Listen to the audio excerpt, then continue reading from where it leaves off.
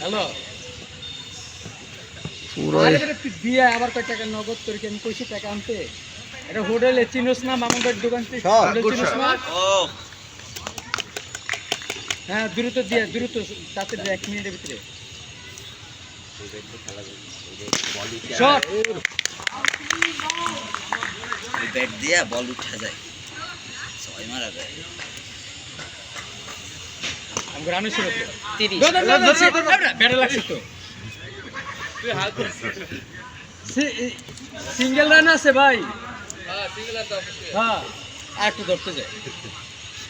একটা রান মানে এত চাই বুঝো শট 32 এই রান কত 31